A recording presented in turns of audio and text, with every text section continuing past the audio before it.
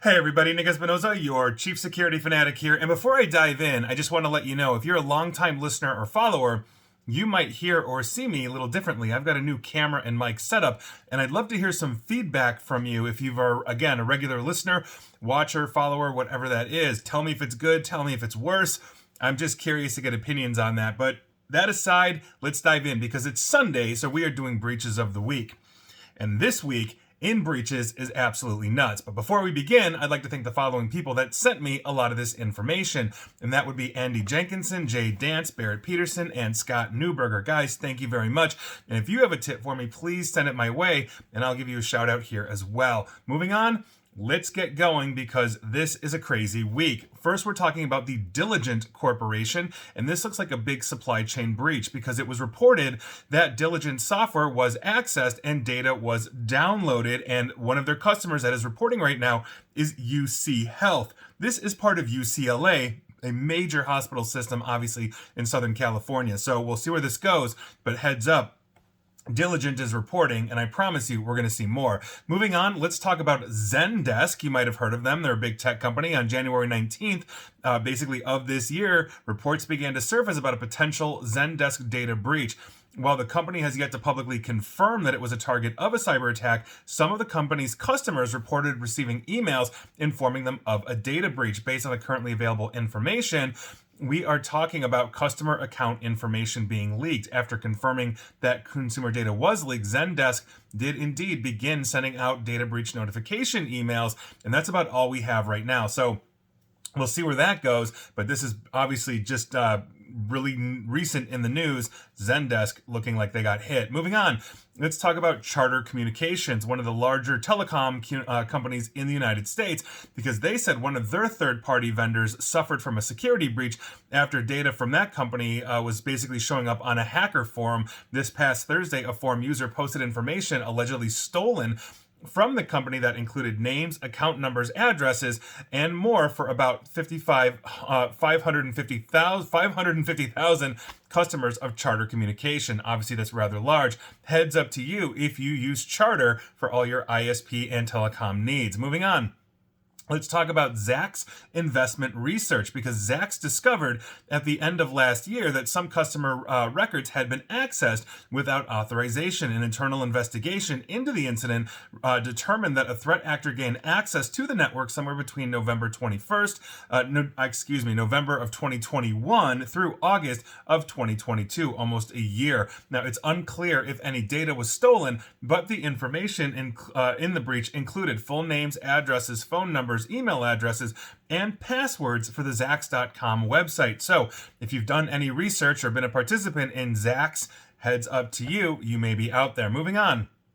Let's talk about a company called Mscripts. On January 17th of this year, they filed notice of breach with the U.S. Department of Health and Human Services Office of Civil Rights. This is a healthcare breach after determining that confidential consumer information entrusted to that company was accessible by an unauthorized party. Based on their official filing, the incident likely resulted in unauthorized parties gaining access to consumer protected health information and possibly other sensitive types. After confirming that data was leaked, they also started sending out letters to impacted individuals. So heads up to you if you use Mscripts, I'm assuming for all your prescription needs. Moving on, let's talk about Stratford University. Because on January 26th of this year, they filed a notice of data breach with the Attorney General of Maine after that institution learned that it basically had been ransomed. There's a ransomware compromise, and here we are. Now, based on their filing, the incident resulted in an unauthorized party gaining access to first and last names, phone numbers, addresses, email addresses, dates of birth, social identification, student identification numbers, passport numbers, and social security numbers as well. After confirming that consumer data was leaked, Stratford began sending out data breach notification letters to all individuals. Moving on, let's talk about Insulet, because this week just doesn't stop for healthcare. Insulet has issued an alert for a data breach that may have compromised the health data of thousands of users of its Omnipod insulin pump. Now, the device maker notified users and filed a report with HHS on January 5th. And according to that database, they are basically looking at 29,000 Omnipod users. So if you have an Omnipod insulin pump by Insulet, you better check in. You could be compromised. I hate to say that. Moving on. Let's talk about Lutheran Social Services of Illinois. On January 25th, Lutheran Social Services of Illinois filed a notice of data breach with the Attorney General of Maine following a ransomware attack that compromised the confidential patient information on their network.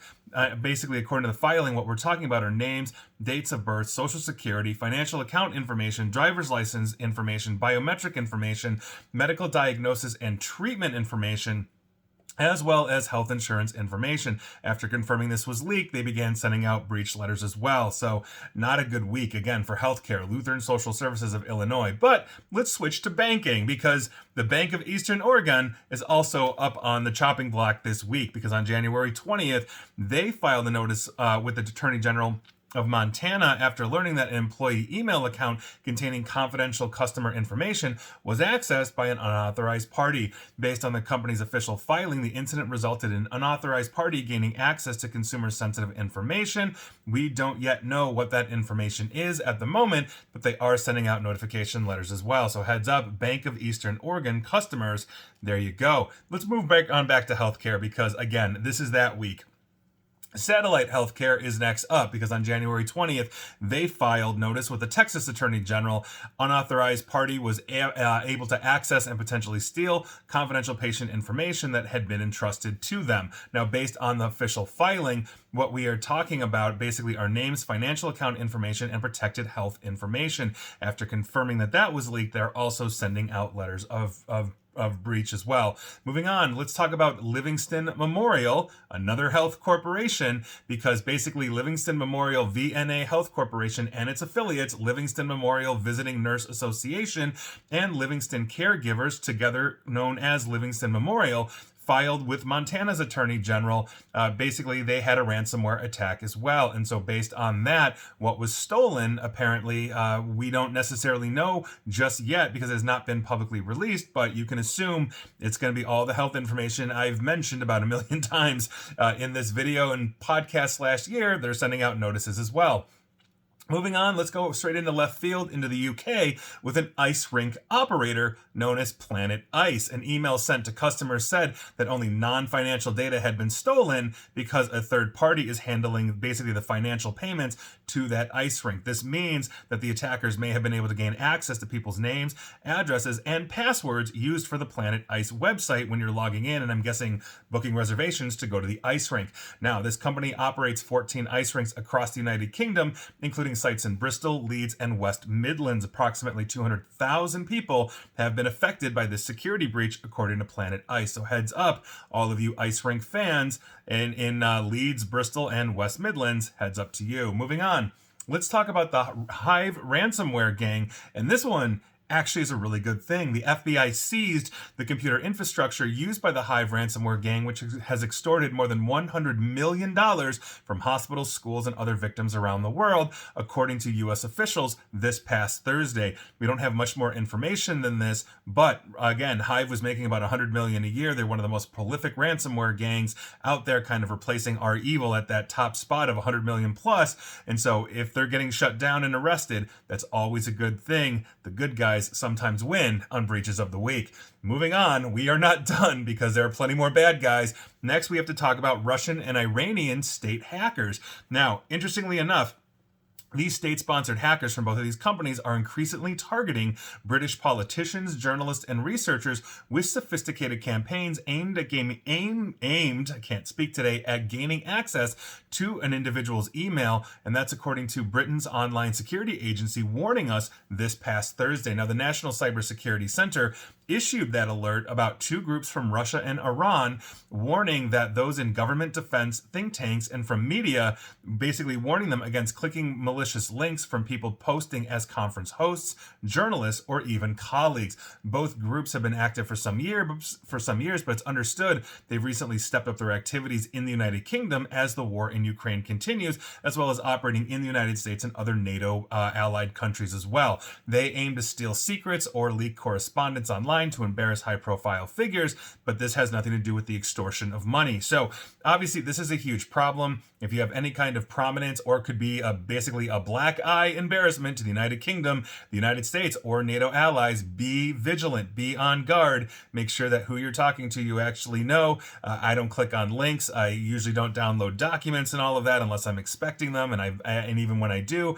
I'm running them through sandboxes to check them. Super, super important. So make sure you've got good vigilance out there. We are always, always under attack. Moving on, let's talk about the TSA, or the Transportation Security Agency here in the United States. If you didn't know, they have a no-fly list, meaning if you're on that list and you go to the airport and try to get on an airplane, you'll be rejected automatically. And you know where I'm going with this, because the Daily Dot reported that a Swiss hacker known as Maya Arsen Krimmu found an unsecured server belonging to U.S. airline carrier Commute Air, their regional carrier out of Ohio. Quote, the server contained data from a 2019 version of the federal no-fly list that included first and last names and dates of birth. That's according to Commute Air corporate communications manager Eric Kane talking to the Daily Dot. Quote, in addition, certain Commute Air employees and flight information was accessible. We have submitted notification to the Security and Infrastructure Security Agency, or CISA, and we are continuing with full investigation. So heads up to you if you're on the no-fly list. One, I hope you're not there as a false positive, as that has been known to happen. And two, everybody got exposed, including, information on employees and logistics for Commute Air. So heads up to you, Commute Air passengers as well, and employees. And finally, and we have two finalies for you. This next one is interesting and deeply concerning as a supply chain hit. We are talking about a group called Odin Intelligence. That's ODIN Intelligence, and they are a police software and services provider. So you know this isn't good. Here's what's happening. Cyber attackers breached Odin Intelligence's internal servers to steal data that included both internal company information and data uploaded by police department clients, meaning the information police departments were sending Odin. Now, the leak exposed police plans for to-be-launched raids, as well as information on suspects, victims, convicted sex offenders, and people who may be in the vicinity of raids, according to TechCrunch. Now, Odin Intelligence provides police departments with services like sex offender need assessment ratings, known as Sonar. That's a system that local and state law enforcement use to remotely monitor registered sex offenders, and Sweep Wizard, which is an app that police use for coordinating and planning raids. Transparency Organization Distributed Denial of Services, or DDoS Secrets, received this data, which it provided to then journalists and researchers alike. DDoS Secrets also stated that they have 19 gigabytes of information from Odin Intelligence and Sweep Wizard, while an Odin notice of breach described the theft as 16 gigabytes. And obviously, this is not good. Having this information out there ahead of time, is obviously very damaging and possibly harmful, for the police in terms of transparency and all of that. I don't think people are fans of things like no-knock warrants and all that kind of stuff. I don't know how far this goes, but if you are in any way, shape, or form related to a police department that uses them, they may have that information, and that information may be out there, whether you're a victim of a raid or the target of a raid or living next door to the raid, not to mention just, criminals and everything else that are exposed out there. It's a very dangerous situation to be in. So hopefully that gets cleaned up. Hopefully DDoS Secrets, or distributed denial of secrets, will basically keep a lid on this. Journalists and researchers are different than saying, hey, everybody, let's go look at the public. God forbid, they're going to raid a drug cartel, and the drug cartel now knows they're coming. So we'll see what happens with this, but obviously that's a huge one. And finally, we have to talk about LastPass, the parent company, specifically LastPass's parent company, I should say, Go2. And honestly, it's been raining poop on Go2. First LastPass, and now the other side of their company. And here's what's going on. LastPass owner Go2, formerly known as LogMeIn, which I'm sure you've heard of, and I'm sure this is GoToMeeting, GoToWebinar, all that kind of stuff. So LastPass owner Go2, formerly LogMeIn, this past Tuesday disclosed that an unidentified threat actor was able to steal encrypted backups of some customer data, along with the encryption key for some of those backups in a November 2022 incident. Now, the breach, which targeted a third-party cloud storage service, impacted basically the Go2 products Central, Pro, Join.me, Hamachi, and Remotely Anywhere, according to them. Quote, the affected information, which varies by product, may include account usernames, salted and hashed passwords, a portion of multi-factor authentication (MFA) settings, as well as some product settings and licensing information. That is according to the spokesperson for GoTo. Additionally, multi-factor authentication settings pertaining to a subset of its GoTo MyPC and LogMe and Rescue customers were impacted, although there is no evidence that the encrypted databases associated with those two services was actually exfiltrated. The company did not disclose how many users were impacted, but it said it's directly contacting the victims to provide additional information and recommending certain actionable steps to secure their accounts. And that's obviously a very, very concerning thing, because a lot of IT service providers will use these kinds of products and basically store these agents on their customer servers or customer computers or both to basically gain remote access. On top of this,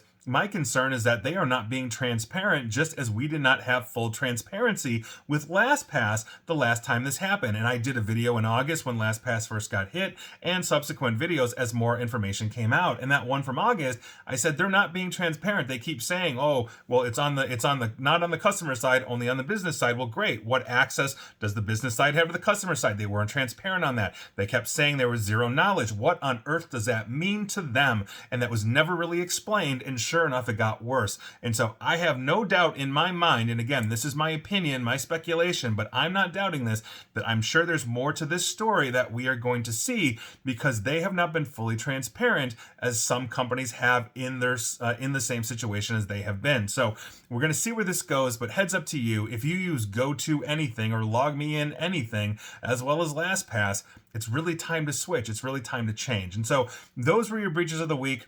Were you affected? Let me know. And please like, share, follow me here on Facebook and Twitter at NickAESP. And please feel free to subscribe to me at YouTube as well. And as always, stay safe, stay online, and please attempt to stay private. And please also give me some feedback on today's video in terms of quality and today's audio in terms of quality, good or bad. I definitely want to hear it. And thank you very much.